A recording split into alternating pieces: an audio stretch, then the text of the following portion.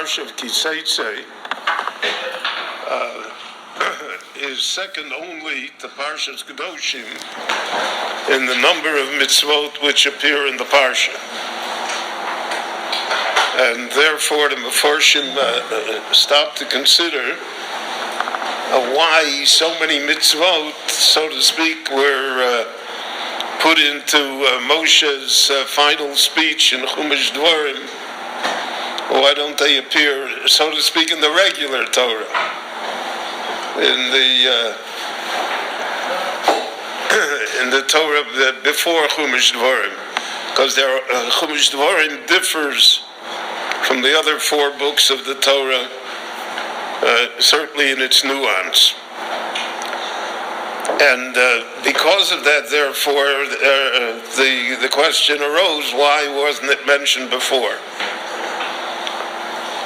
So there are many answers that are given. One of the answers is because this is right before Knisos on Eretz Yisrael, and so to speak, these mitzvot have more meaning or more relevance, or they're more actual than they would have been in the Midbar itself. So therefore, he had to do it. Others say that because it's a new generation, a whole new set of people, so they wanted to hear mitzvot directly, so Moshe waited to tell them these mitzvot. But we have a rule that we learned in the Parsha of Bahar, that Inyan Shemitah Eitzel Har Sinai. Why does the Torah mention that the mitzvah of Shemitah is from Har Sinai, was told to Moshe of Har Sinai, to teach us that just like this mitzvah, the Torah specifically says, was told to Moshe on Har Sinai, all the mitzvahs were told to Moshe by Har Sinai. So that even the mitzvahs which appear in this week's parsha, in seitzei, also were told to Moshe by Har Sinai. Except that Moshe did not record them until this parsha, for whatever reasons we will be able to understand. But that all the mitzvahs are from Har Sinai. So that develops into an idea which the Gemara fosters often, that there are things that are called halacha la-moshe mi-sinai. In other words, there's no biblical reference to this inyan. Give an example. How do we know that tefillin are black? I mean, if we wouldn't know that, then every bar mitzvah, would match the color of the invitation.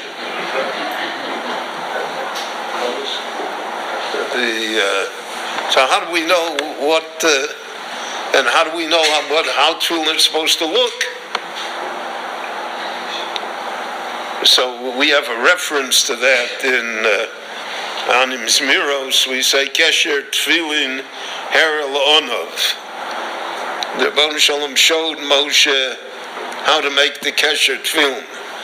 And Meforshim say that refers to the Kesher of the Shalrosh in the back of the head. And that's why it says in the Torah, Ponai lo yero, you won't see it head on, but you'll see ma'achorai. So Moshe saw the Kesher shel tefillin. Now, therefore, we have a question that's raised. There's no unanimity as to what the Kesher shel tefillin should look like. There's a tradition, I think, that certainly all the Lithuanian Jews, I think the German Jews, etc., is that it's a Dalet. The Kesher is made in the form of a Dalet. There's a broad line, and then there's a vertical line, and then from the vertical line come the two straps. But there's another tradition that's, I think, has more adherents, that it's a square. So some say the square is really a double dalet. It's a dalet this way and a dalet that way. And so that the dalet was always what he was shown on Har Sinai. That was the halacha of moshe mi-sinai, that there has to be a dalet. How you make the dalet, how many dalets, that's already not necessarily mi-sinai. Mi-sinai was to make the dalet. But we see that this concept of halacha of moshe mi-sinai is necessary simply for the observance of many of the mitzvahs, because the Torah does not give us details. Kshartam los al yadecha v'yu letotafos beinenecha. So the word totafos itself, but we don't know what that means. Rabbi Akiva says it's an African word. It means double, twice as much. So the halacha of moshe mi-sinai becomes a necessary tool in order to understand the Torah. We have the same thing by mezuzahs. It says, "Chsavtum al mezuzahs beisecha v'yisharecha." So maybe we should take a chisel, and in the wood or the stone we'll write. It doesn't say what to write. So again, the Gemara Menachos explains to us that that was halacha of moshe mi-sinai, that we take a piece of parchment and we write on it the parsha of Shema v'Oyam Shemoah, and we roll it up, and on the outside we write God's name, Shin Dalet Yud. Now, over the ages, the custom has been to write other letters as well, based on Kabbalistic interpretations. But so that's the fulfillment of the mitzvah of mezuzah. How would we know how to do that? And on what side? Maybe you're right on both sides. So again, all of that remains in the realm of halacha l'moshe mi-sinai. We're coming to Sukkos. So halachically speaking, you learn the Gemara Sukkah. You can make a sukkah that's almost invisible. You only need 2 walls plus a piece of a third wall, and the wall need not be solid, and it can be 3 tefachim open on the bottom, and we say gurachis, gurasik. We look like the wall goes up, we look like the wall goes down, and we have the idea of dofen ankuma, that if part of the roof of the sukkah is covered, but we look as though the wall bends in as long as there isn't dalet amos. So all of these halachas, which are not explicit in the Torah, and which we could never derive from the Torah.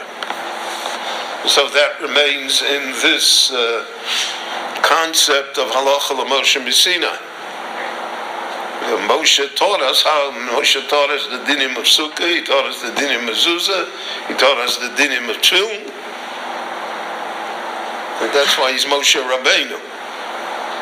And he's still Rabbeinu because he's constantly teaching to us, because there are always new insights into Chazal and into what the mitzvah itself is. And so this tradition, when Rebbe undertook to put into writing Torah Shebaal Peh, when he undertook to write the Mishnah, and then as a follow-up to it, the Amoraim wrote the Gemara. When the Amoraim wrote the Gemara, they included in it halachas l'moshe mi-sinai. so that we would have a basis to our traditions. So Torah Shebe'al Peh has a biblical origin. The whole lomdus in the Gemara is how the Gemara learned Torah Shebe'al Peh out of Torah Shebiksav. The tradition is, for instance, that the Gaon of Vilna in his latter years only studied Chumash. In the words of the Chumash, he saw the entire Talmud, he saw all of Torah Shebe'al Peh, everything that was developed, because you can see it in the Chumash itself. They once asked him, where do we know that you have to make a pinyan haben after 30 days? It just says, V'chol b'chor b'necha tifteh. Doesn't say, how do I know? So he said, because it's included in the word Breishis. The Breishis, he said, is the Rosh Tevas, it's the acronym for Ben Rishon Achar Shloshim Yom Tifteh. So the Gaon saw it in the word. Because the Gaon saw the Torah in perfection. If you study it only superficially, so then it's not that apparent. But Torah Shebe'al Peh always can be found in Torah Shebiksav. And that really, many of the Achronim developed that. The Meshech Chochmah, Meir Simchas Perish, the Chumash, is basically the idea that everything that's in Torah Shebe'al Peh, you can see it in the Pasuk. You can see it in the juxtaposition of the Psukim, in the grammar, in how the Torah phrased it. In other words, the Chazal didn't invent it out of thin air. They didn't come and say, this is what Torah Shebe'al Peh is. However, halacha moshe mi-sinai has no biblical roots to it at all. We can't see the halacha moshe mi-sinai in the pasuk, and therefore it has a different level of what shall I say, stringency to it. And the Gemara discusses that, whether or not something that's mefeirish in the Torah is one level, and something that's halacha moshe mi-sinai as another level. The Gemara does its best to elevate halacha moshe mi-sinai to have the same stringencies as the drushes that Chazal made into Torah Shebe'al Peh. There are various traditions, so it became almost a legendary thing amongst the Jewish people. For instance, we all know that in the order of the Parshias of the Tefillin, there's a difference of opinion. We say it's Rashi and Rabbeinu Tam, but it's really older than that. In the time of the Gaonim already, there were different opinions as to the order of the four Parshias which go into the tefillin that we wear. But it became that the accepted order is that of Rashi. We call it Rashi because Rashi describes it for us in the Gemara. And Rabbeinu Tam, his grandson,